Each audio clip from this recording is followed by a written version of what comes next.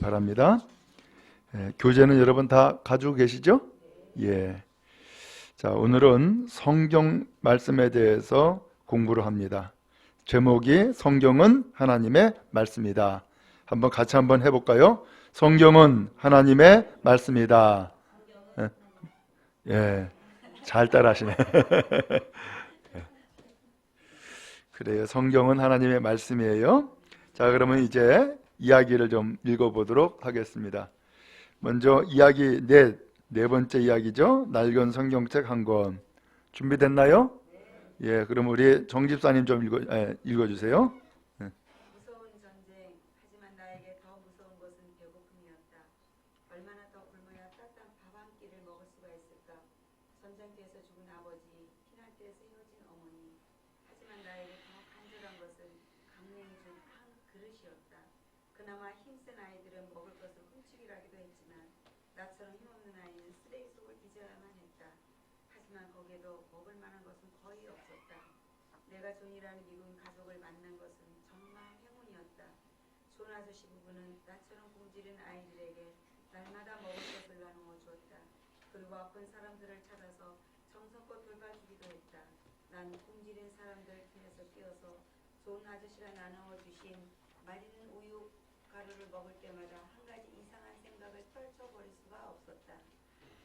존 아저씨는 왜 우리를 도와주는 걸까? 우리나라 사람도 아닌데. 1년이 지난 어느 날 나는 존 아저씨 부부가 우는 모습을 처음 보았다. 존 아저씨 아들이 병으로 죽은 것이었다. 하나밖에 없는 그분의 아들이. 하지만 존 아저씨 부부는 이 가난한 나라를 떠나가지 않았다. 존 아저씨 도움으로 난 초등학교를 졸업하고 중학교에도 입학할 수 있었다. 중학교에 입학하던 날 나는 존 아저씨로부터 선물을 받았다. 여러 권의 공책과 연필, 그리고 낡은 영어 성경책 한 권. 모두가 죽은 아들이 것이었다. 내가 존 아저씨에게 물었다. 아저씨는 왜 우리나라에 오셨어요?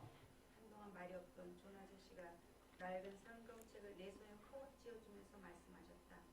너에게 이 성경책을 주고 싶어서. 난 존 아저씨 말이 무슨 뜻인지 알 수가 없었다. 하지만 더 이상 물어보지 않았다. 존 아저씨의 그 따뜻한 눈빛만으로도 나에게 충분했기 때문이다. 예, 잘 읽으셨어요. 그 뒤로 우리 남건사님 좀 읽어주세요. 그 뒤로 많은 시간이 흘렀다. 한국의 경제는 눈부시게 발전했고 나 역시 넉넉한 집안의 가장이 되었다.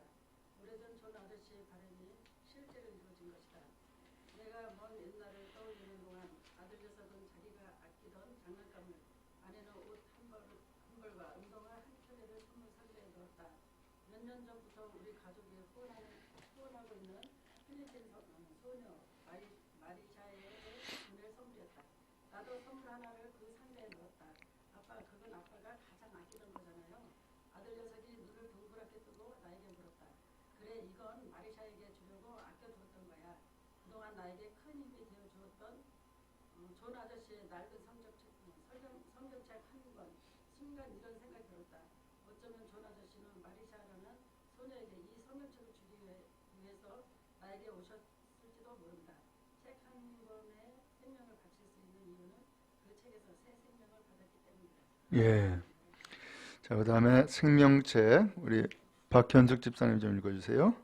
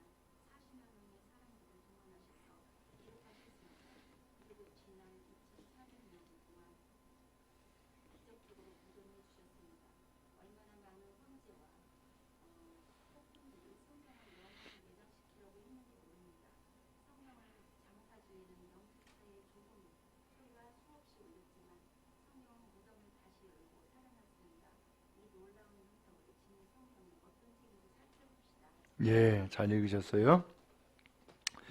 자, 그러면은 다시 한번 좀 우리가 좀 기억을 먼저 좀 해야 되겠어요. 앞에서 처음에 읽었을 때에 존이라고 하는 선교사를 만난 내용이 나오죠. 예. 근데 이 존이라는 선교사를 만났는데 그의 아들이 죽었고, 그 다음에 그 아들이 사용하고 있었던 낡은 성경책, 그리고 또한 공책과 연필을 누가 받았다 그랬어요? 이름이 안 나오죠? 아이가 받았어요. 근데 시간이 흘렀고 이 아이도 이제 장가를 간 거예요.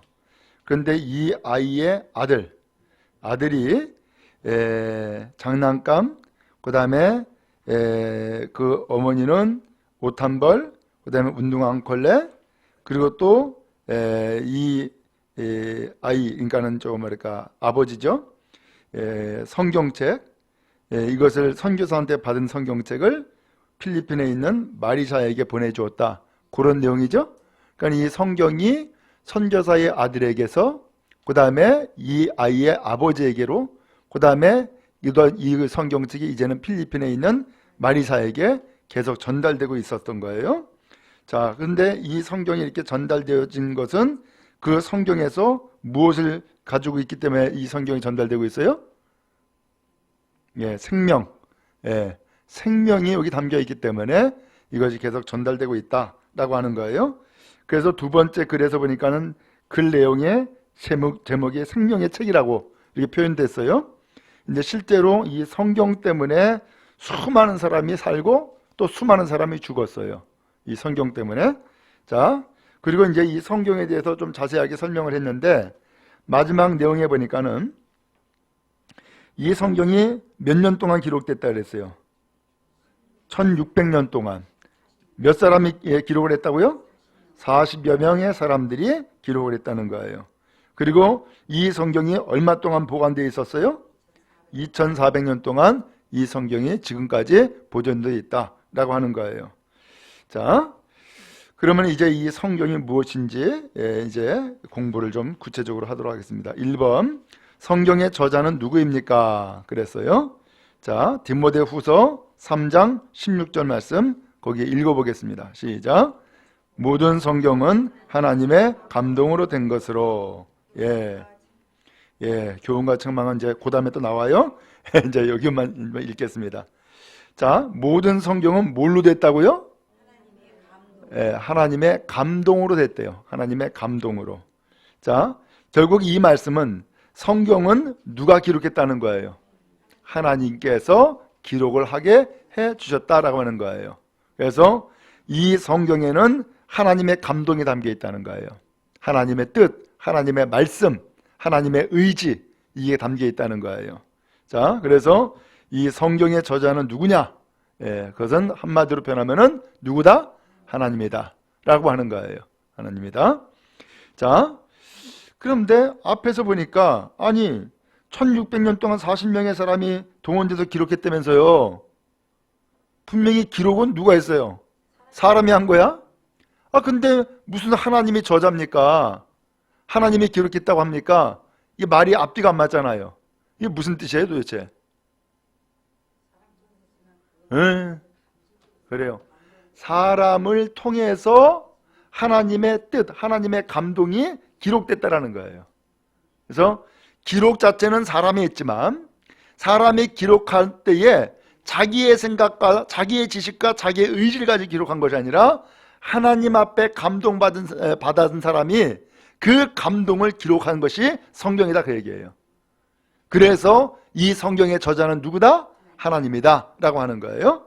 자, 그 다음에 마치 이런 거 마찬가지죠. 이건 뭐 다 이해가 하시겠지만은 어떤 사람이 그 자서전을 만들었어. 자서전을 누가 기록했어요? 이네스가 그 자서전을 저술해 주는 사람이 있어요. 자서전을 써주는 사람이 있어. 그러면 그 써주는 사람이 저자가 돼야 되잖아. 근데 실제로는 그게 아니야. 실제로는 누가 썼다 그래요? 본인이 썼다 그래요.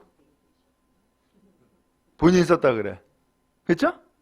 그거와 같은 원리예요. 예, 이해가 되시죠? 예. 자, 그 다음에 성경의 해석. 자, 그러면 이 성경을 하나님의 말씀, 하나님이 저술했다고 했는데, 그러면 이 성경을 해석을 해야 되잖아요. 어떻게 해석해야 되느냐? 베드로후서 1장 20절과 21절 말씀이에요. 시작.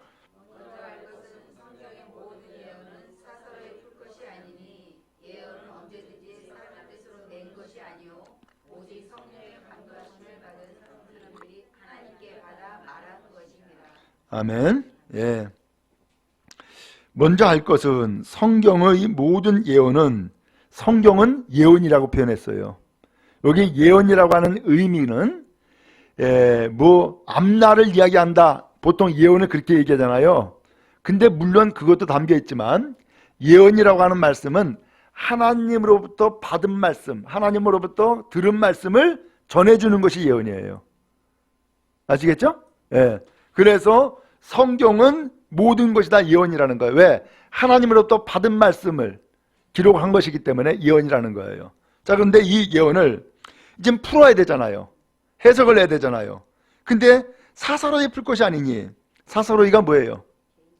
예, 자기 마음대로 혹은 자기 뜻대로 풀 것이 아니라는 거예요. 왜 그러느냐?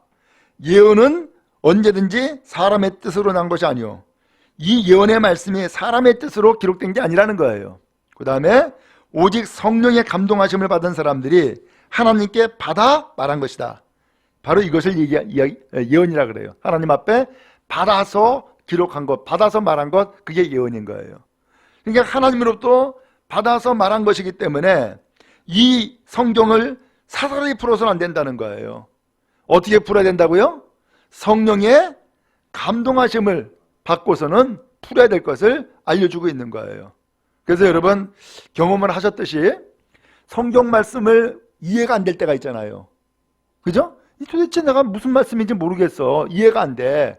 근데 어느 날 갑자기 그 말씀이 이해가 될 때가 있어. 어떻게 된 거예요? 누가 가르쳐줬나? 어떻게 된 거예요? 내가 똑똑해가지고서는 막 깨달았나? 그게 아니라 그 성경을 하나님께서 성령을 통하여서 깨닫게 해주시는 거야. 알려주시는 거야. 아시겠죠? 예. 자, 그래서 성경 해석은 사설에 풀어서는 안 된다 라는 거예요.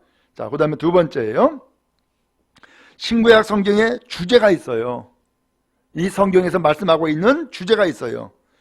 그러면서 이 두 성경의 차이점은 무엇인가? 곧 구약 성경과 신약 성경의 차이점이 뭐냐? 이것을 질문을 했어요. 히브리서 1장 2절과 2절 말씀이에요. 시작. 예수의 선지자들을 통하여 여러 분과 여러 모양으로 우리 조상들에게 말씀하신 하나님이 이 모든 날 마지막에는 아들을 통하여 우리에게 말씀하셨습니다. 아멘. 예. 옛날에는 선지자들을 통하여서 우리 조상들에게 말씀하셨다는 거예요. 그러면서 하나님이 이 모든 날 마지막에는 누굴 통해서? 아들을 통하여서 우리에게 말씀했다. 그러니까 옛날에는 누굴 통해서 말씀했다고요? 선지자. 그 다음에 마지막 날에는 누굴 통해서? 아들, 곧 예수님을 통해서 말씀했다는 거예요. 그래서 옛날에 선지자를 통해서 말씀하신 것을 기록한 성경이 뭐예요? 구약 성경이고, 그 다음에 아들을 통해서 기록한 말씀이 뭐예요? 신약인 거예요. 자, 이제 여기까지 이해가 잘 됐죠? 자, 그런데 이 신구약 성경, 신약 성경이나 구약 성경이나 주제가 있는 거예요. 뭔가 말씀하시려고 하는 핵심 포인트가 하나가 있다는 거예요. 우리에게 말씀하시려고 하는 포인트가. 그게 뭘까요? 네? 예수님이 오셨다. 예수님이 그리스도다. 예, 좋아요. 구약 성경이든 신약 성경이든 핵심은, 곧 주제는 예수요. 예수. 예? 예수 구원, 예수 복음, 예수예요. 그러면 구약 성경에서는 뭘 말씀할까? 예. 메시아, 구원자, 예수님이 오신다. 이걸 알려주신 거예요. 예수님이 오신다. 그 다음에 신약 성경은요, 그 예수님이 오셨다. 오셨다라는 거예요. 그 구원자가 오셨다라는 거예요. 이걸 기록한 거예요. 그러니까는 구약 성경은 오신다라고 말씀하고 있고 신약 성경은 오셨다라는 말씀하는 거예요. 그러면서 이 말씀이 딱 하나로 집중되어진 거예요. 여기까지 이해가 되시죠? 예, 그래서 성경을 펼치면은 구약 성경을 읽어도 예수님이 발견되어지고 신약 성경을 읽어도 예수님이 발견되는 거예요. 아셨죠? 예, 그래서 여러분 성경을 읽으면서 예수님을 발견했다면은 성경을 잘 읽은 거예요, 못 읽은 거예요? 잘 읽은 거예요. 근데 성경을 아무리 읽어도 예수를 못 만나겠어. 예수를 모르겠어. 그러면 성경을 잘 못 읽고 있는 거예요. 아시겠죠? 예. 성경은 전부 다 예수님을 이야기해 주고 있거든요. 그래서 예수님을 제대로 읽었다면은, 제대로 발견했다면은 잘 읽은 거예요. 제가 지난번에도 예화를 들어서 말씀을 드렸죠. 배너라는 영화 제가 이야기했었죠. 처음 듣는 것처럼 얼굴 표정이 그러신 것 같다. 예. 배너라는 영화 여러분 보셨죠? 예, 뭐 우리나라에서도 보면은 1년에 한두 번은 꼭꼭 이게 틀어주는 것 같아. 한두 번은. 근데 이 배너라는 영화가 나오기까지 원래는 이 배너라는 영화가 나오는 것이 목적이 아니었어요.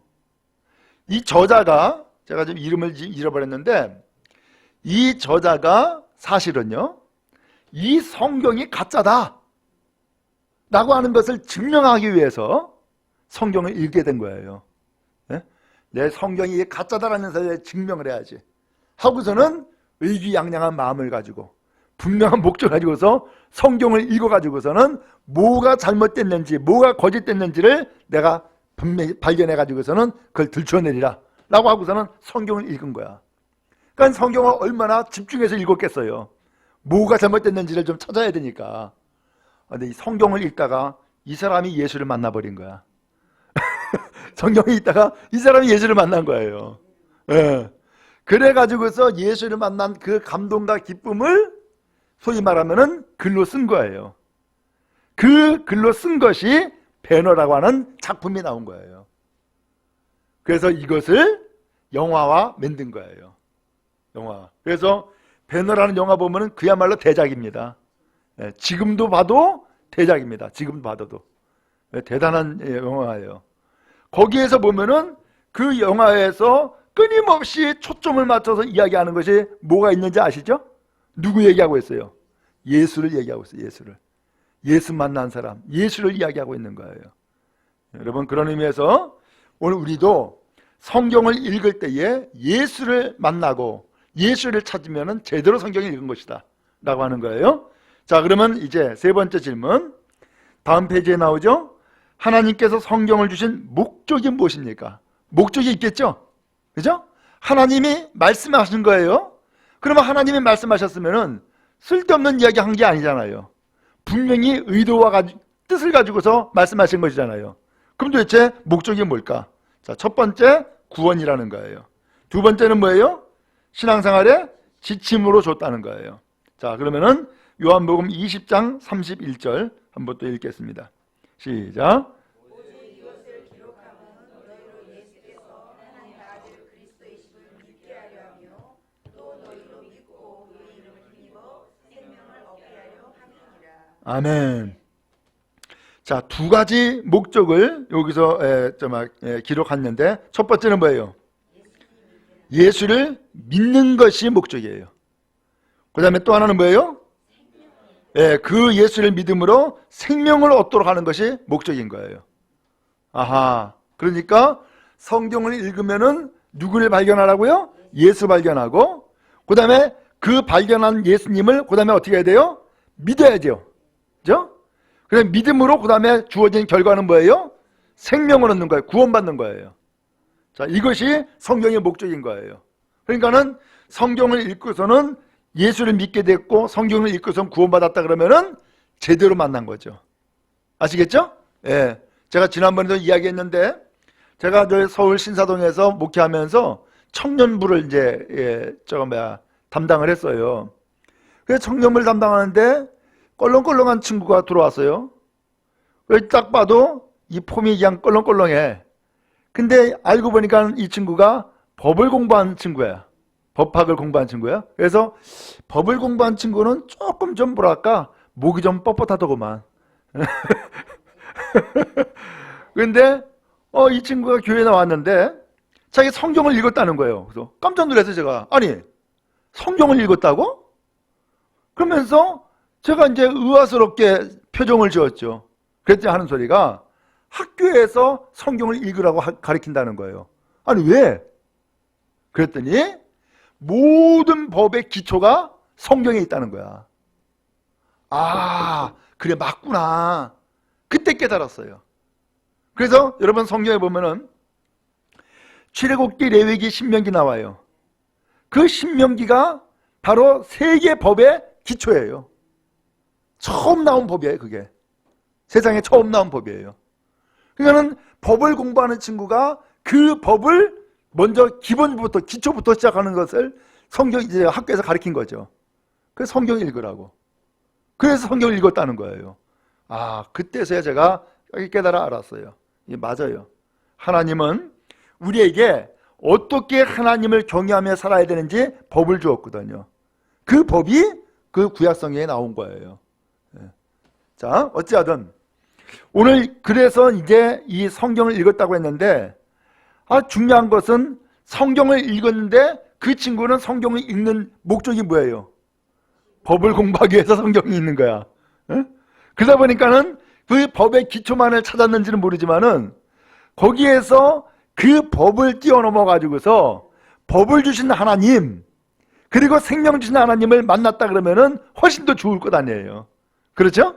마치 배너를 기록을 하게 됐던 것처럼 오늘 우리도 마찬가지예요. 성경을 여러 가지 목적으로 읽을 수가 있어요.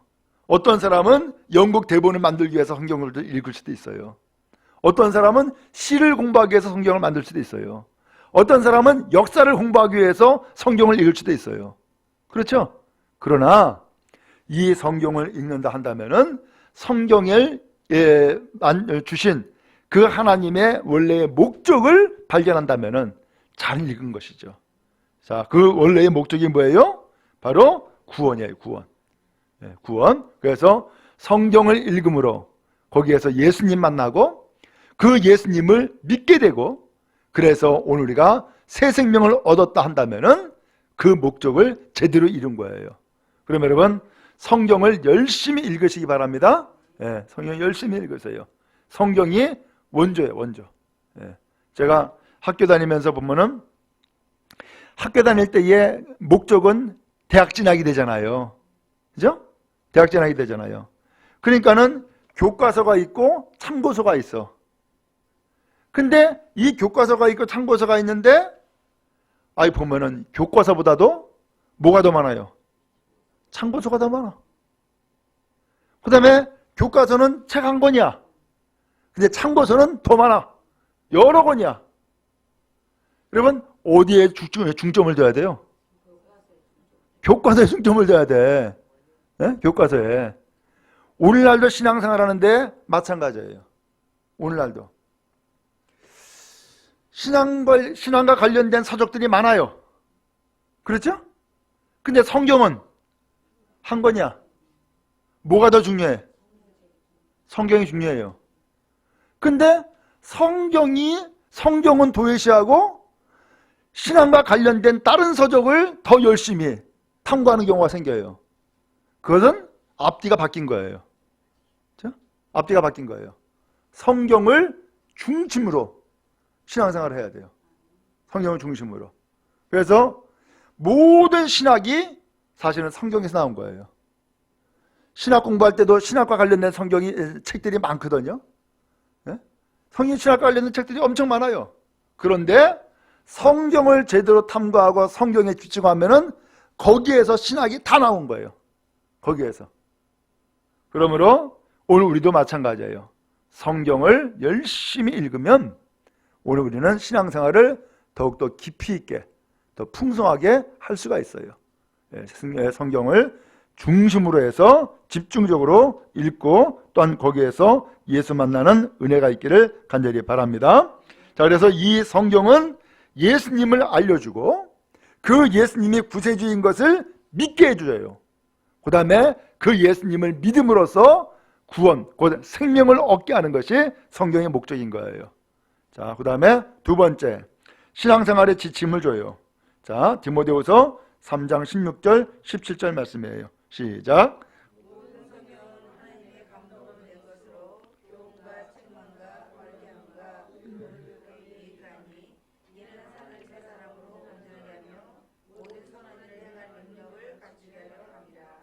아멘. 자, 성경은 뭘로 됐다 그랬죠? 하나님의 감동으로 된 것으로. 자, 이 똑같네. 앞에서 배운 거랑, 그죠? 예. 그 다음에 이 성경이 우리에게 어떤 유익을 주느냐? 자, 뭘 준다 그랬어요? 교훈, 그 다음에 책망, 그 다음에 바르게 함, 그 다음에 의로 교육함, 그 다음에 예, 거기 보니까는 하나님의 사람으로 온전하게 함. 그 오른쪽에 나오죠? 예, 목적. 그래서 하나님의 사람으로 무장시켜준다 그랬는데 하나님의 사람으로 온전하게 함. 그 다음에 또요, 선한 일을 행할 능력을 갖게 함. 자, 그러면 한번 여러분 보세요. 성경을 통해서 여러분 교훈받은 게 있습니까? 많죠? 아, 그래, 내가 신앙생활 하는데 이렇게 해야지. 예를 들어서 하나님의 말씀에 순종 잘해야 되는구나 라고 하는 것을 배웠다 그러면은 그게 교훈이 될 수 있겠죠. 그 다음에 또 성경에서 또 성경을 읽다 보니까는 말을 지혜롭게 하라고 했구나. 그래서 말을 이제 지혜롭게 해야지 라고 한다 그러면은 거기에서 교훈을 받은 거죠. 그렇죠? 예. 그 다음에 또 화목하게 하는 것이 우리에게 주신 직분이구나. 화목한 삶을 살아야지 라고 한다 그러면은 교훈을 받은 거죠. 그렇죠? 예. 그 다음에 책망. 여러분 성경을 읽다가 혹은 하나님 말씀을 듣다가 책망을 깨닫고 책망을 받은 일이 있습니까? 그래요? 예. 책망 어떻게 받으셨어? 찔림. 마음에 찔려요. 그래서 어떻게 하셨어? 예. 제가 왜 이걸 묻느냐면은 성경에 보니까 마음에 찔림까지는 받았는데 찔리고 나서 반응이 두 가지더라고. 한 사람은 회개하고 한 사람은 돌 들고 그러더라고. 그렇죠? 예. 오늘날도 마찬가지야. 여러분 혹시 마음에 찔림이 있거들랑 절대 돌 들지 말고, 예? 절대 돌 들지 말고 찔림이 있거들랑 회개하고 변화되는 삶을 살아가면 되는 거예요. 아시겠죠? 예. 근데 오늘날은 좀처럼 좀 안 찔러. 예. 오늘날은. 근데 이게 사실은 문제인데 이게 하나님의 말씀을 들으면서 자꾸 찔러야 돼. 예. 찔러야 되는데 잘 안 찔러요. 왜 그러냐? 사람들이 쉽게 삐져. 소위 말하면 상처받는단 말이에요. 쉽게 삐져. 그리고서는 그걸 듣기 싫어해요. 그리고 심지어는 안 나와 이렇게 돼요. 안 나오면은 안 되잖아. 예? 그러니까는 찔러도 살살 찌르는 거야. 예? 확 찔러야지 수술이 되는데, 예. 확 찔러야지 수술이 되는데 이게 참 어려운 시대예요. 지금 어려운 시대야. 어쨌든 여러분 신앙생활 하면서 하나님의 말씀을 들으면서 찔림이 있어야 돼. 찔림이 있어야 돼. 그래야지 변화가 되는 거예요. 그러니까 찔림이 없다 보니까는 좀처럼 변화가 안 돼. 우리는 어떻게 보면 신앙생활 하면서 지금 수술 받고 있는 거거든요. 그 수술 받아야 될 사람을 수술 안 하고서는 악기쟁기만 발라. 돼요, 안 돼요? 그거 죽는 거예요, 그건. 그거 죽는 거야. 수술할 사람은 수술해야 돼. 근데 오늘날은 그것이 좀 어렵다라는 거예요. 어쨌든 간에 여러분 그런 의미에서 하나님의 말씀을 여러분 받을 때에 책망도 받을 줄 알아야 돼. 책망도 받을 줄 알아야 돼. 그래야지 사람이 변화가 되는 거예요. 그 다음에 세 번째, 바르게 한다 그랬죠? 예. 그래서 바른 것이 무엇인지를 분별할 수 있게 하고, 그 다음에 이 바른 길로 가게 만들어주는 거예요. 그 다음에 의로 교육하게 유익하다. 무엇이 올바른 것인지, 무엇이 정의인지, 이것을 우리에게 가르쳐 주더라는 거예요. 무엇이 올바른 것인지 가르쳐 주더라는 거예요. 그 다음에 또 하나, 하나님의 사람으로 뭐 한다고요? 온전하게. 그래서 내가 예수 믿으니까 난 이제 하나님의 자녀가 되었는데, 그래서 하나님의 사람으로 온전하게 만들어주는 것이 성경이라는 거예요. 자, 그 다음에 마지막으로 뭐 한다 그랬죠? 선한 일, 올바른 일을 하도록 우리를 뭐예요? 능력을 갖게 하는 거예요. 무장시켜주는 거예요. 그래서 하나님은 오늘 우리가 이 세상에서 선한 하나님의 사람으로 살기를 원하세요. 선한 하나님의 사람으로. 자, 네 번째입니다. 성경에 대한 신자의 태도는 어때야 됩니까? 요한계시록 1장 3절에 나오죠? 읽겠습니다. 시작.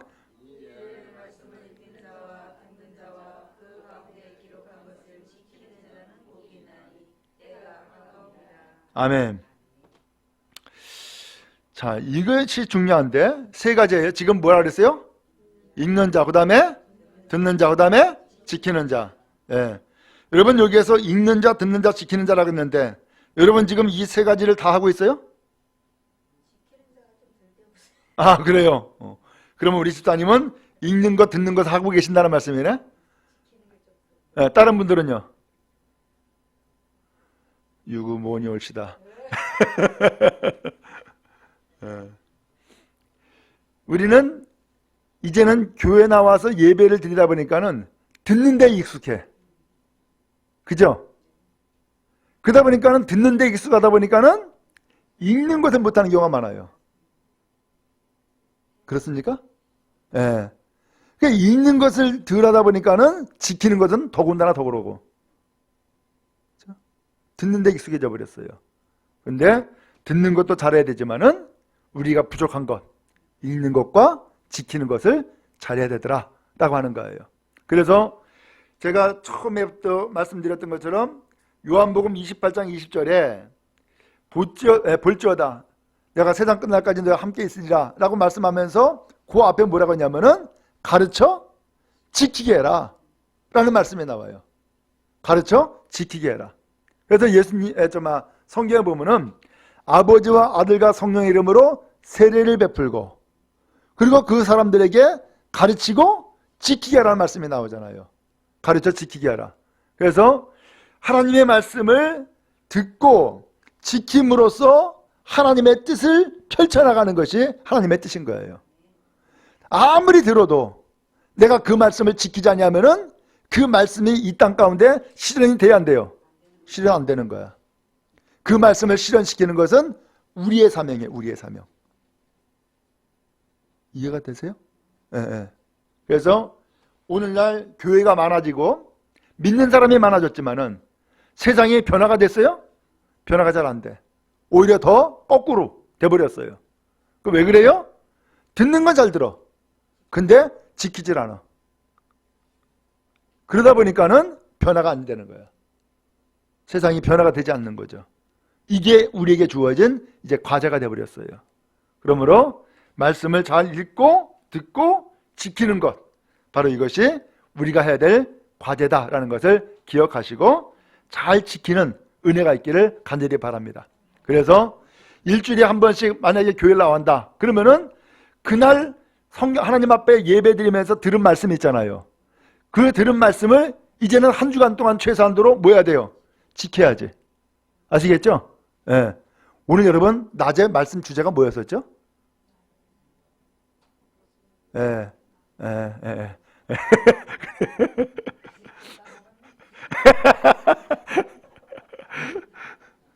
말의 능력.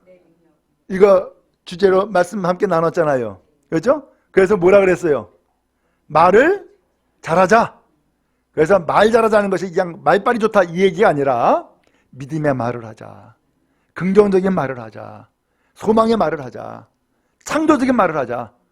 그러면서 이 말을 하나님 앞에 할 때에 하나님과 일치를 이루는 말을 하면 된다 그랬잖아요. 하나님의 일치를 이루는 말을 하면은 그 말에 능력이 나타난다니까. 그러니까 지금까지 우리가 말을 내 생각과 내 마음과 내 뜻만 가지고 말을 하다 보니까 하나님의 뜻과는 거리가 먼 이야기를 할 경우가 많았단 말이에요. 그냥 그 말에 능력이 없어 그러다 보니까. 그러나 하나님의 뜻과 일치를 이루는 말을 하게 되면은 그 말에 능력이 들어가요. 그리고 말한 대로 되어진단 말이에요. 그것이 바로 기도거든요. 그러니까 우리 여러분, 말을 이제는 내가 바꿔야겠구나. 그리고 말의 언어를 바꿨다면은 그 말을 내가 지키고 있는 거예요. 그렇죠? 근데 아이고 뭐 목사님 뭐 그렇게 얘기하지 뭐. 항상 그런 거지 뭐. 나는 내 뜻대로 살 거야. 그러면은 듣긴 들었는데 뭐 한 거예요? 지키지 않는 거지. 그러면 변화가 안 되는 거죠. 아시겠죠? 네. 자, 그 다음에 5번째예요. 자, 그러면 성경이 어떻게 구성되어 있습니까? 성경 전체가 몇 권인지 아시죠? 66권. 오, 네, 66권. 안 배워도 잘하시네. 그래서 구약 성경이 몇 권이에요? 30? 39. 예. 예, 다 틀리셨네. 우리 하집사님만 제대로 맞았네. 예. 그래서 66권인데 구약 성경이 39권이에요. 어떻게 합니까? 39, 27. 예. 구약은 39, 그 다음에 신약은 27이에요. 근데 이것을 제가 어려서 배울 때는 구구단으로 배웠어. 39, 27 해가지고서는 그렇게 배웠었어요. 어쨌든 성경이 66권. 아니 성경이 한 권 아닙니까? 예, 책은 하나인데 거기에 책 내용에 각 권들이 있는데 구약으로 신약으로 나눠지고 구약 성경은 또 39권이고 신약 성경은 27권이라는 거예요. 그러면 이 39권 가운데서도 또 나눠져요. 여기 보면은 자, 먼저 모세오경이 있고요. 역사서가 있고요. 시가서가 있고요. 예언서가 있어요. 자, 그러면은 모세오경 뭐가 있는지 한번 읽어봅시다. 시작. 창세기, 출애굽기, 레위기, 민수기, 신명기. 예. 이게 왜 모세오경이냐? 모세가 기록했다 그래서 모세오경이라고 한 거예요. 그래서 창세기도 모세가 기록했다라고 하는 거고, 출애굽기도 모세가 기록한 것이고, 레위기도 모세가 기록한 것이고, 민수기도 모세가 기록한 것이고, 신명기도 모세가 기록한 거예요. 아시겠죠? 예. 자, 근데 여기에서 중요한 것은, 그럼 모세가 기록했느냐? 예, 기록은 모세가 했어요. 근데 이 모세가 기록할 수 있도록 말씀을 주신 것은 누가예요? 하나님이 주신 거야. 그래서 이 모세오경이 그래서 중요해요. 모세오경이. 자, 그 다음에 역사서 또 읽어보겠습니다. 시작. 여호수아, 사사기, 룻기, 사무엘상, 사무엘하, 열왕기상, 열왕기하, 역대상, 역대하, 에스라, 느헤미야, 에스더. 예. 역사서는 말 그대로 역사를 기록하고 있는 거예요. 역사를. 그래서 역대 왕이 누군지, 그 왕이 어떻게 통치했는지, 그 다음에 사사시대는 어땠는지, 왕정시대는 어땠는지, 분열왕국 시대는 뭐 했는지, 이거 전부 다 기록한 것이 역사서예요. 자, 그러면 이 역사서에서는 뭘 기록했을까요?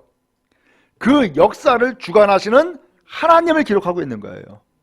어떻게 역사를 하나님께서 이끌어 가셨는지, 주관하셨는지를 알려주고 있는 거예요. 자, 그 다음에 시가서. 자, 시작. 욥기, 시편, 잠언, 전도서, 아가. 예, 시가서라고 했는데 시는 뭐예요? 말 그대로 시예요. 가는요? 노래예요. 예. 시와 노래, 이것을 기록한 것이 시가서고, 그래서 구체적으로는 욥기, 시편, 잠언, 전도, 아가, 바로 이 5권의 책이 시가서에 들어가요. 자, 그 다음에 예언서. 시작. 이사야, 예레미야, 예가, 에스겔, 다니엘, 호세아.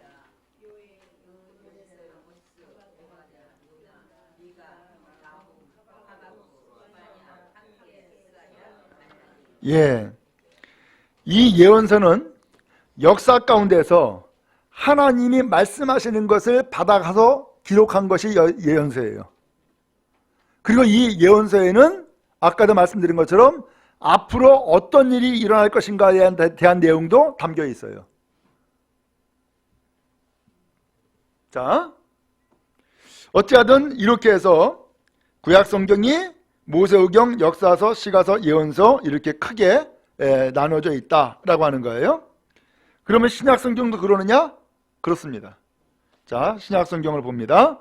신약 성경 보니까 공간복음이 있고, 사복음이 있고, 역사서가 있고, 바울 서신이 있고, 공동서신이 있고, 예언서가 있어요.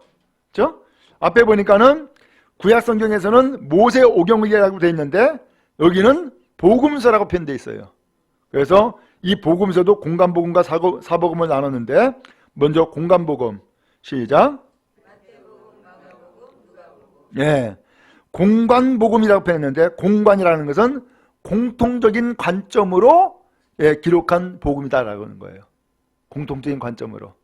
그러면은 마태, 마가, 누가복음 이 복음서는 전부 다 누구 얘기하고 있어요? 예수 얘기예요. 예수 얘기예요. 예. 그다음에 사복음서에는 뭐가 들어가요? 요한복음이 들어가네. 그래서 요한복음은 관점이 조금 틀리다라는 거예요. 관점이. 그래서 여기에서 공관복음과 사복음으로 좀 나누는 거예요. 자, 그다음에 역사서 뭐죠? 사도행전. 그래서 이 사도행전은 교회의 역사를 기록하는 내용이에요. 교회 시대의 역사를 기록한 내용이에요. 그 다음에 바울서신. 자, 또 읽겠습니다. 시작. 로마서, 고린도전서, 고린도후서, 갈라디아서, 에베소서, 빌립보서, 골로새서, 데살로니가전서, 데살로니가후서, 디모데전서, 디모데후서, 디도서, 빌레몬서, 히브리서. 예. 자, 지금 이것을 바울 서신 그랬죠? 서신이 뭐예요? 편지예요, 편지. 그러면 바울 편지네? 예, 바울이 보낸 편지이기 때문에 바울 서신이라고 한 거예요. 그러면 바울이 보냈는데, 여기 보니까는 바울 1번, 바울 2번, 4번, 3번 이렇게 하는 것이 아니라 로마서, 고린도전서, 고린도후서, 갈라디아서, 에베소, 빌립보서 쭉 나와요. 이게 전부 다 보니까는 전부 다 무슨 이름이에요? 지역 이름이에요, 지역. 땅 이름이에요, 지역 이름. 그러면 로마서 그러면은 로마에 있는 성도들에게 보낸 편지 이렇게 이해를 하면 되겠어요. 고린도전후서 고린도에 있는 교회에 보낸 편지 이렇게 이해하면 돼요. 이해가 되시겠죠? 예. 근데 그 다음에 보니까 그 디모데전서, 디모데후서, 디도서, 빌레몬서, 히브리서 나오네. 이건 누구예요? 이건 사람 이름이에요. 이건. 예. 디모데는 사람 이름이야.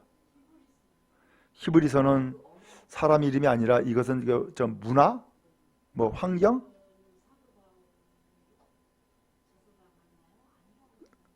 그건 이제 학자마다 조금 입장이 좀 틀려요.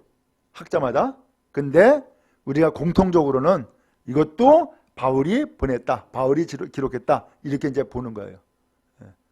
근데 이것은 학자마다 조금 틀려요. 학자마다. 자, 어쨌든 지금 여기서는 서신서를 지금 나누고 있는 거예요. 자, 그 다음에 공동서신. 공동서신은 뭐예요? 그 외의 사람들 혹은 공동으로 목회하는 사람들, 이러한 사람들이 보낸 편지다라는 그런 의미가 될 수 있겠어요. 자, 뭐가 있는지 한번 또 읽겠습니다. 시작. 야고보서, 베드로전서, 베드로후서, 요한일서, 요한이서, 요한삼서, 유다서. 예, 야고보서는 누가 지었어요? 야고보가. 그 다음에 베드로전후서는요? 베드로가. 요한 1, 2, 3서는요? 요한 사도가. 그 다음에 유다서는요? 유다가. 이해가 되시죠? 그래서 바울 외에 다른 사람들을 공동서신이라고 표현한 거구나 라고 이해를 하면 돼요. 그렇죠? 자, 마지막 예언서가 있네요. 뭐지요? 요한계시록이에요. 요한계시록. 그래서 제가 이제 설교를 할 때에 이 두 가지는 꼭 내가 한번 설교를 하겠구나 생각하고 있는 것이 로마서고 또 하나는 요한계시록이에요. 그래서 이 로마서는 좀 어렵다고 해서 사람들이 좀 이렇게 기피하는 경향이 좀 있어요. 근데 사실은 내용이 깊은 거거든요. 그 다음에 요한계시록. 이 요한계시록은 해석이 많어. 해석이 많어. 그러다 보니까는 이 요한계시록을 해석을 자칫 잘못하게 되면은 이것이 좀 이게 엉뚱한 데 빠지기 때문에 그래서 요한계시록을 설교를 잘 안 해요. 해석이 분분하기 때문에. 그런데 제가 얻은 결론은 이 요한계시록은 성도들을 격려하는 책이다. 전도의 책이다. 저는 그렇게 봐요. 아무튼 나중에 그건 자세한 것은 나중에. 자, 그러면 제가 아까 구약 성경에서 모세오경이 중요하다 그랬죠. 그 다음에 신약 성경에서는 뭐가 중요할까? 사복음서가 중요해요. 신약성경에서는. 왜 그럴까? 모세오경은 하나님이 직접 주신 말씀이에요. 직접. 복음서도 예수님이 직접 하신 말씀이에요. 그래서 중요해요. 그래서 성경 물론 다 중요하죠. 다 중요한데 그 중에서도 하나님이 혹은 예수님이 직접 주신 말씀이 중요하더라라는 거예요. 왜 그러느냐? 제가 이것을 한번 이야기했는데 어떤 사람은 이건 막 좀 뭐랄까 다른 의견을 얘기하더라고. 예를 들어서 예수님이 40일 금식을 해요. 금식하고 나니까는 누가 와요? 마귀가 찾아와. 금식하면은 주의 천사가 차 와가지고서는 수고했다. 이러면 얼마나 좋아. 근데 금식을 딱 하고 나니까는 마귀가 먼저 찾아오네. 그 마귀가 찾아와가지고 뭐예요? 시험해보는 거야. 저울로 한번 달아보는 거야. 그러면서 3가지 시험을 해요. 뭐 했죠? 돌로 떡을 만들어라. 그 다음에 또 2번째는요. 성전 꼭대기에서 뛰어내려라. 그러면 천사가 와서 너 받들어 줄 거다. 3번째는요. 나한테 절해. 세상 만국 다 너한테 줄게. 이렇게 시험을 했어요. 근데 이렇게 시험을 하는데 시험을 할 때마다 예수님께서 그 시험을 다 이겼어요. 뭘로 이겼어요? 말씀으로. 그쵸? 말씀으로 이겼어. 근데 어디 말씀이에요?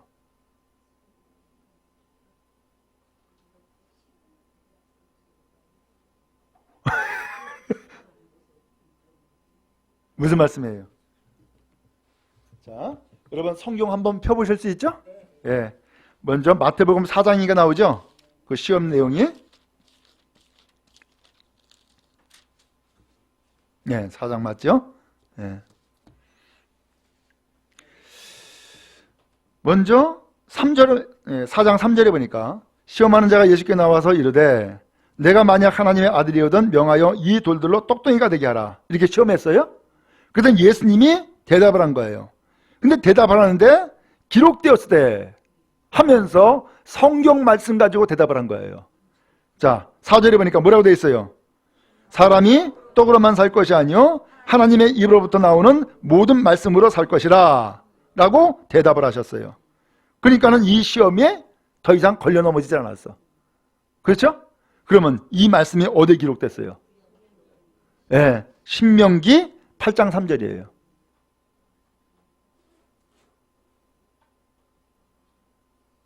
신명기 8장 3절.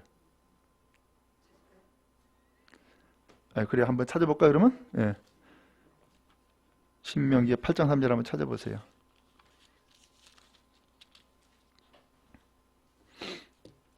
다 찾으셨나요? 예, 신명기 8장 3절 읽겠습니다. 시작. 너를 낮추시며 너를 줄이게 하시며 또 너도 알지 못하며 내 조상들도 알지 못하던 만나를 내게 먹이신 것은 사람이 떡으로만 사는 것이 아니요 여호와의 입에서 나오는 모든 말씀으로 사는 줄을 내가 알게 하려 하심이니라. 아멘. 오, 신명기 말씀 진짜 있네. 그렇죠? 그러니까 신명기의 말씀을 예수님이 그대로 마귀한테 얘기한 거야. 사람이 떡으로만 살 것이 아니라 하나님의 말씀으로 말미암아 산다라고 했다. 하고서는 이 시험을 물리쳐버렸어요. 자, 그랬더니 마귀가 2번째 시험을 하는 거야. 예수님을 성 꼭대기에 세웠어요. 그리고서 이렇게 이야기합니다. 내가 만약 하나님의 아들이거든 뛰어내리라 라고 했어요. 그러면서 이 마귀도 성경을 하네?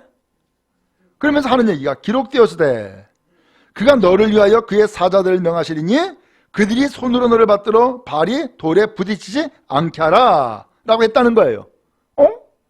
야, 이 마귀도 성경을 얘기를 하네? 진짜 이 성경이 있나? 찾아봅시다. 시편 91편 11절 12절.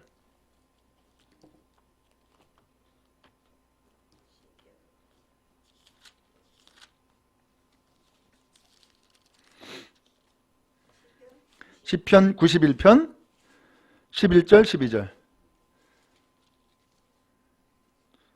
찾으셨어요? 예, 시작. 그가 너를 위하여 그의 천사들을 명령하사 내 모든 길에서 너를 지키게 하심이라.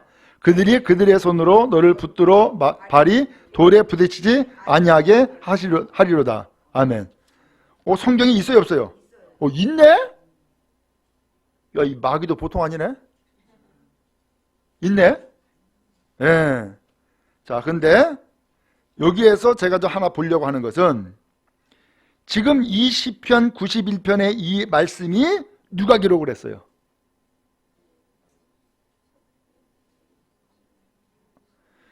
거기 앞에 90편 한번 보세요. 90편. 거기 90편 보면 제4권 써 있습니까? 그 다음에 누가 썼다 그랬어요? 하나님의 사람 모세의 뭐라 그랬어요? 기도네, 기도. 그죠? 모세의 기도네. 그러니까 모세가 하나님 앞에 기도한 내용이에요, 기도한 내용.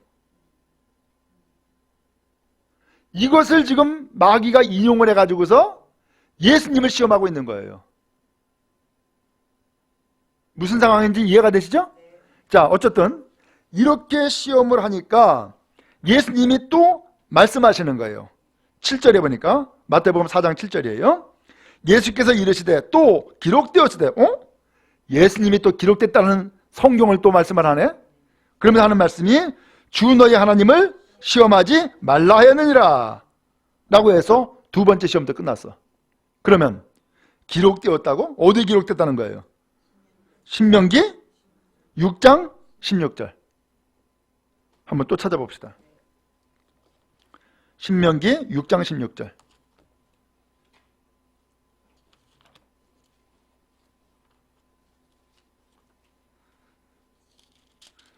(6장 16절) 준비됐어요? 네, 신명기 6장 16절.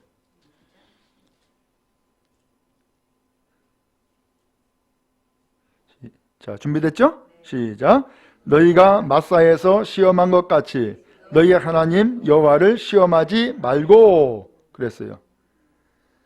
너희가 마사에서 하나님 시험했었잖아. 그런 것처럼 하나님 시험하지 마라 라는 말씀이에요. 지금 마귀가 지금 누구 시험하고 있어요? 하나님의 아들 예수님을 지금 시험하고 있어. 예수님을 시험하는 것은 하나님 시험하는 것과 똑같은 거예요. 그러니까 성경에 이르기를 주 너희 하나님을 시험하지 말라 했다 라고 하면서 마귀를 또 물리친 거예요. 지금 공통적으로 예수님은 어느 성경을 지금 인용을 했어요? 신명기를 인용하고 있어요. 그 다음에 세 번째 시험이 또 나왔어요. 마귀가 또 그를 데리고 높은 산으로 올라가요. 천하만국과 그 영광을 다 보여줘요. 그러면서 이렇게 시험했어요. 9절에 이르되 만일 내게 엎드려 경배하면 이 모든 것을 내게 주리라. 마귀한테 경배만 하면 다 주겠다는 거야. 야, 이거 달콤하네. 이거 괜찮네. 엎드릴까 말까? 응? 자, 그렇게 해서 예수님을 시험을 했어요. 그랬더니 예수님이 말씀하세요. 10절에 사탄아 물러가라. 기록되었으되 주 너희 하나님께 경배하고 다만 그를 섬기라 하였느니라. 마귀야, 까불지 마라.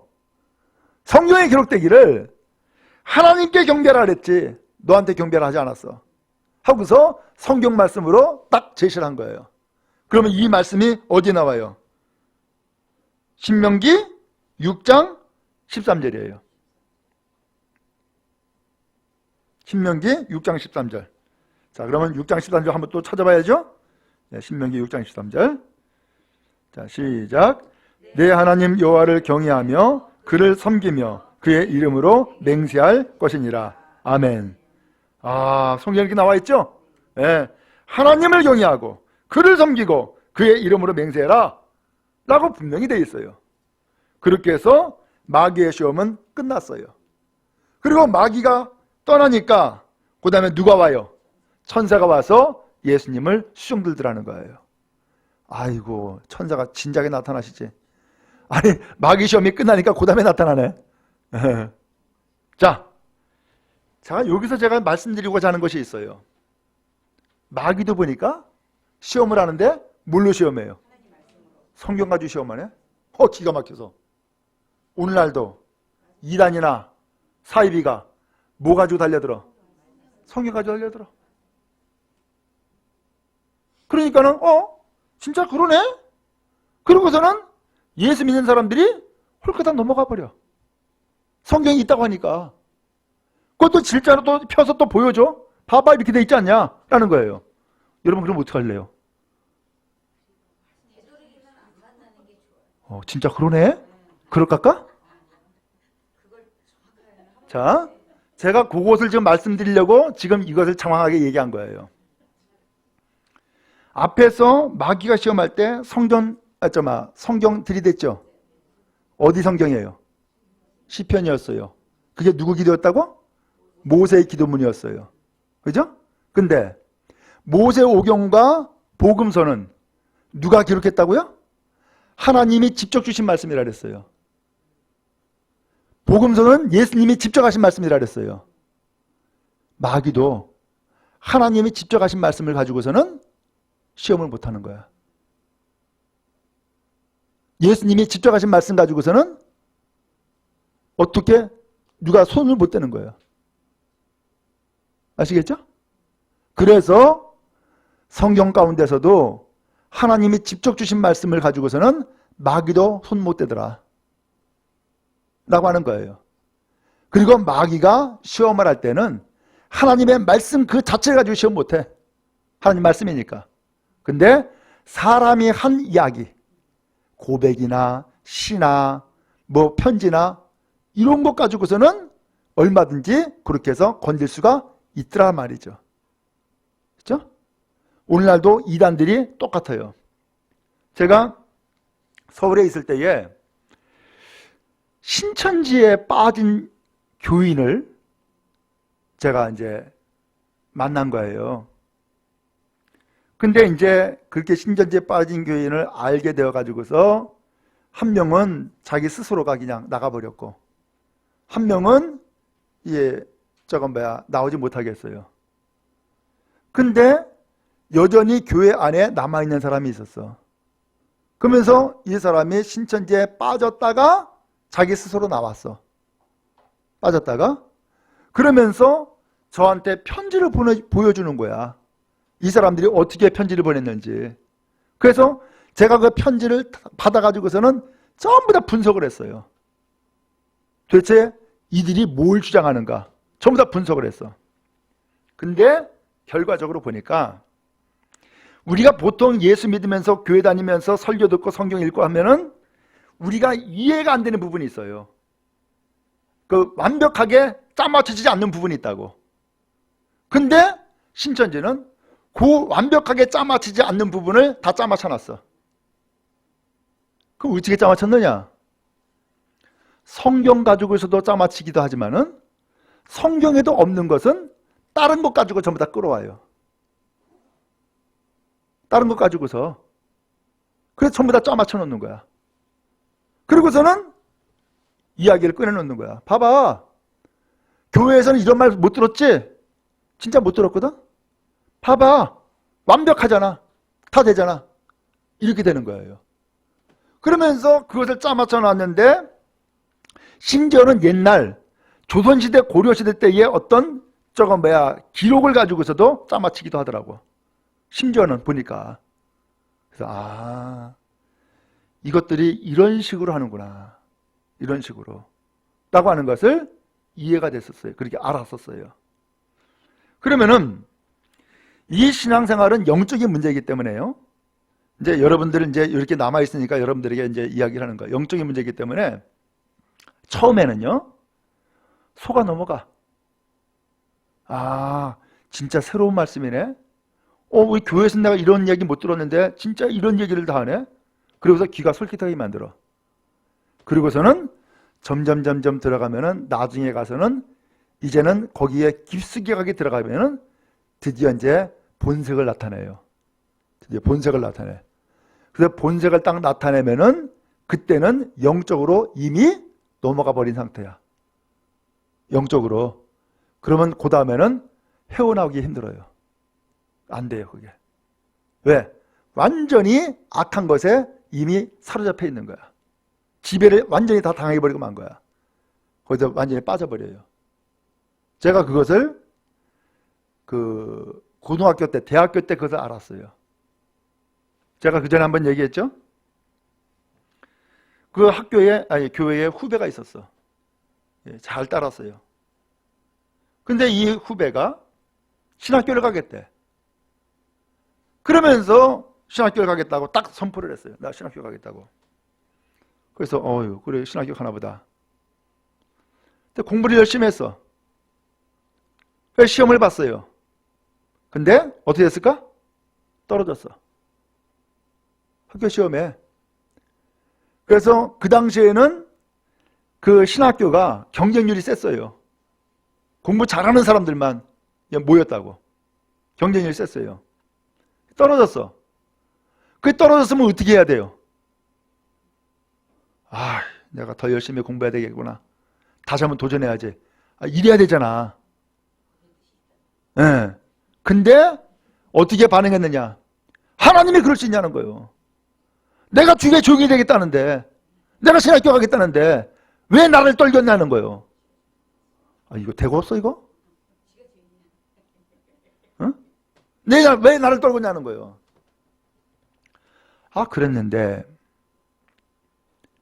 그렇게 해서 한편으로는 화가 나고 한편으로는 좌절하고 이런 상태에 있는데 CCC 간사한테 편지가 왔어. 야, 아무개야, 여기 한번 와봐라. 여기에 진리가 있더라. 여기가 천국이다. 한번 와봐라. 그 처음에 편지 받고서는 쓸데없는 소리 하네 하고서는 지나쳤는데 이 편지가 계속 오네.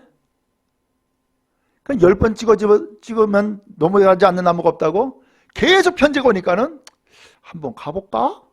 라고 하게 된 거예요. 그래서 한번 와보라고 했는데 거기는 딱 열흘이야. 열흘만 와보라는 거예요. 그래가지고서는 진짜 짐 싸들고서 열흘 동안 간 거야. 열흘 만에 딱 돌아왔는데 뒤집어져가지고 왔어요. 그걸 어떻게 알았느냐? 청년부가 토요일날 모이는데 청년부 이제 열흘 동안 없었으니까 거의 매일 만나다가 열흘 동안 없었으니까는 궁금했죠. 도대체 이거 어디 간 거야? 왜 안 오는 거야? 왜 안 보이는 거야? 했는데 열흘 만에 딱 나타나가지고 이제 토요일날 집회 딱 나타났는데 집회가 딱 끝나고서 딱 나왔는데 나한테 하는 소리가 형, 오늘 목사님 설교가 왜 저래? 이런 식이야. 얘가 이상하네. 아니 열흘 전과 지금과 완전히 반응이 다르네. 이게 왜 이래? 그래가지고서 청년부 담당 목사님한테 가서 보고를 했어요. 목사님, 아무래도 저 친구 좀 이상하다고 라고 했더니만은 그 목사님이 나를 이상하게 보는 거야. 아니 너는 왜 쓸데없는 소리 하느냐? 나는 얘기지. 나를 이상하게 보는 거야. 이상하게 보니까 뭐 어째? 뭐 하는 수 없지. 그랬는데 정말로 서서히 그것이 딱 나타난 거예요. 그래서 교회와 목회자에 대해서는 완전히 부정적인 사람이 돼버리고 등 돌린 사람이 돼버렸어요. 그리고 아버지 어머니가 장로 권사인데 집에서 아버지 어머니 말도 안 들어요. 그리고서 완전히 거기에 다 빠져버리더라고. 그러니까 그쪽에서는 거꾸로 그동안에 사귀던 여자친구가 있는데 집안에서 막 반대했거든요. 학벌이 차이가 난다고 막 반대했거든요. 그랬더니만은 아니 장로 권사가 아니 학벌 보고서는 반대를 한다고 그러면서 막 또 반발을 했거든요. 근데 거꾸로 거기 이단 그 사이비에서 소위 말하면 여자를 연결시켜줬어. 거기서 결혼까지 시켰어. 그리고서 심지어는 이 두 사람을 캐나다까지 보냈어요. 소위 말하면 선교사로 파송시켜버린 거야. 그렇게 되더라고요. 아무리 설득하고 아무리 이야기해도 소용없어요. 왜? 이미 영적으로 넘어가 버렸어. 네. 그래서 완전히 잘못된 것을 알고 있어요. 잘못된 것을 알고 있음에도 불구하고 돌아서질 않는 거야. 이렇게 돼버려요. 신앙생활은 영적인 문제예요. 영적인 문제다 보니까는 그렇게 돼버리더란 말이죠. 제가 이 시간 말씀을 드리는 것은 그래서 우리가 신앙생활하는 데에 신앙생활의 중심을 잡는 그런 내가 붙잡는 그런 각각의 어떤 방법들이 있어요. 어떤 사람 기도 열심히 해. 어떤 사람은 전도 열심히 해. 어떤 사람은 봉사 열심히 해. 다 방법이 있어요. 그런데 가장 분명한 방법은 말씀 붙잡는 거예요. 하나님의 말씀 붙잡고 신앙생활하는 것이 가장 확실한 거예요. 그것이 흔들림이 없는 진리를 붙잡는 거예요. 아시겠죠? 그래서 성경을 읽는 것이 중요하다라는 거예요. 그래서 성경 말씀을 읽고 그 다음에 듣고 그 다음에 행하는 것, 이것이 신앙생활이 아주 중요하더라 라고 하는 것을 말씀을 드리는 거예요. 오늘날 교회를 나와도 많은 사람들이 어떻게 보면은 교양생활을 하는 것처럼 신앙생활하는 경우도 많아요. 그 다음에 쇼핑하듯이 신앙생활하는 사람도 많아요. 전부 다 그것은 사실은 본질에서 어긋나고 있는 거예요. 우리가 그래서는 안 돼요. 그런 것이 아니라 진리가 되시는 예수님을 믿고 그 다음에 하나님께서 주시는 이 성경을 우리가 읽고 듣고 그 다음에 행함으로써 우리는 복된 길, 바른 길, 진리의 길을 가야 할 줄로 믿습니다. 그래서 이제 성경 열심히 읽으세요. 특별히 새벽 예배 나오면 3년 만에 성경 하나 다 읽을 수 있어. 그래서 왜냐하면은 날마다 한 장씩 읽거든요. 한 장씩. 그래서 이것을 한 장씩 읽기 때문에 새벽마다 나오면은 3년 반이면은 성경을 다 읽게 돼요. 여러분 열심히 성경 읽고 믿음 생활 잘해 나갈 수 있기 바랍니다.